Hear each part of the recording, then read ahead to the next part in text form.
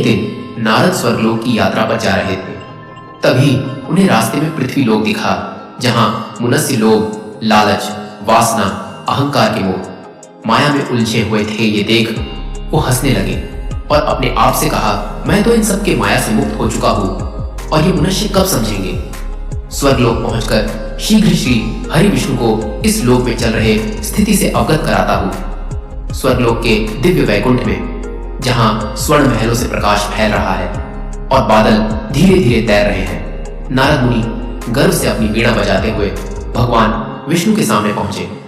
नारद बोले, प्रभु, मुझे लगता है कि अब मैं माया से परे हो चुका हूं, उस पर मेरा कोई असर नहीं होता, पर यह मनुष्य अभी भी उसी में उलझे हुए है।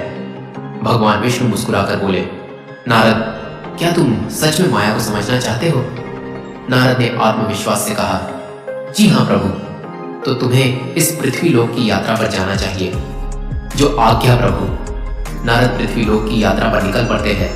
कुछ दिनों बाद खुद को तपते रेगिस्तान में प्यास और थकान से जूझते हुए पाते हैं। सूरज की तपिश असहनीय हो रही है। तभी दूर एक हरा भरा गांव नजर आता है। गांव में वो एक पेड़ के नीचे आराम करते हैं।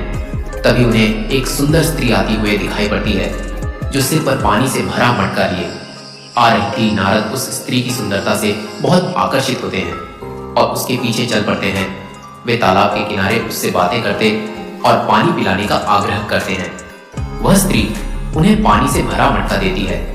नारद पानी पीते हैं और उसी क्षण उनका मन उस स्त्री की सुंदरता देख और आकर्षित हो जाता है। दिन बीतता गया, पर वे उसके बारे में सोचते और प्रसन्न हो जाते। नींद में भी वे उसका सपना देखने लगते। कुछ दिनों बाद वो स्त्री को अपने मन की बात कहते हैं और विवाह की इच्छा जाहिर करते हैं। स्त्री ये सुन बहुत खुश होती है और अपने माता पिता की आज्ञा लेने को कहती है। अगले दिन नारद उसके माता पिता से मिलते हैं और उनकी पुत्री का हाथ विवाह के लिए मांगते हैं। पुत्री की इच्छा जानने के बाद वे विवाह की आज्ञा दे देते हैं। समय बीतता है। नारद उसी स्त्री से विवाह कर लेते हैं। विवाह के बाद वे अपने घर की ओर प्रस्थान करते हैं। रास्ते में सुहावने सफर का आनंद लेते हुए वे नदी, पहाड़, झरनों से गुजरते हैं। घर पहुंचकर वे बहुत खुश होते हैं और आराम करके वे वैवाहिक जीवन की शुरुआत करते हैं। वे खेतों में काम करते और एक साथ बहुत खुश रहते हैं। समय बीतता